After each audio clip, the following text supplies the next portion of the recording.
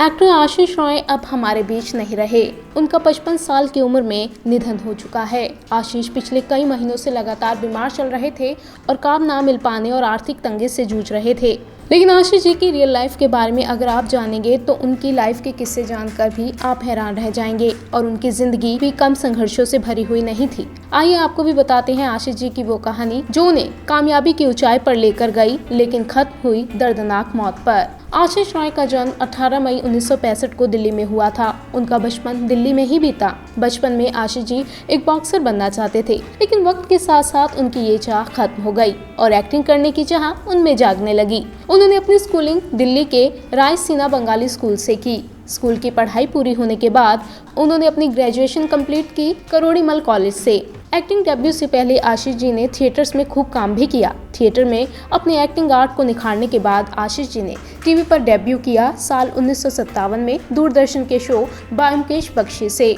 इस शो को करने के बाद आशीष जी की एक्टिंग करियर ने रफ्तार पकड़ ली और उनके पास एक के बाद एक कई शोज के ऑफर आए। 1997 में उन्होंने एक और शो साइन किया, बनेगी अपनी बात। इसके बाद आशीष जी दम दमादम, मूवर्स एंड शेकर्स, दायरे, शाकालाका बूम बूम जैसे ढेरों शोज में काम करने का उन्हें मौका मिला। लेकिन उन्हें असली पहचान मिली साल 2006 में आए शो बा बहू और बेबी से। साल 2011 में आए शो ससुराल सिमर का से आशीष जी घर घर में फेमस हो गए थे। इस शो में आशीष जी ने एक्ट्रेस दीपिका कक्कड़ के साथ स्क्रीन शेयर की थी। इस शो के बाद उन्होंने जीनी और जीजू, कुछ रंग प्यार के और आराम जैसे सुपरहिट शोज में भी काम किया।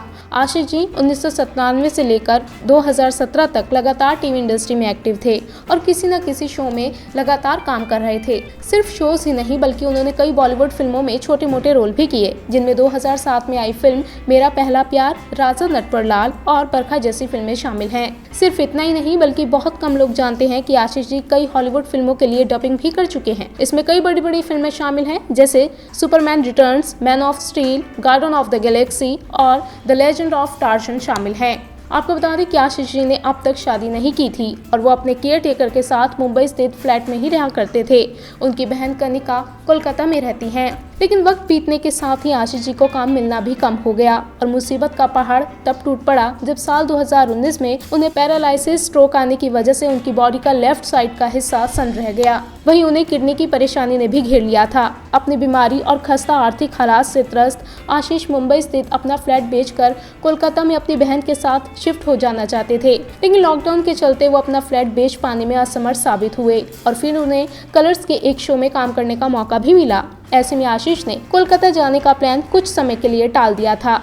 मई महीने में आशीष के डायलिसिस के लिए पैसे के अभाव की बात जब सामने आई तो इंडस्ट्री के कई जानी मानी हस्तियों ने उस वक्त आशीष जी की आर्थिक सहायता के लिए इलाज में मदद भी की थी। लेकिन तमाम मदद के बावजूद भी आशीष जी की तबीयत में कुछ सुधार ना हो सका और आखिरकार 24 नवंबर सुबह 3:45 बजे उन्होंने अपने घर पर आखिरी सांस ली और दुनिया को हमेशा हमेशा के लिए अलविदा कह दिया और रह गई तो बस उनसे जुड़ी प्यारी प्यारी यादें।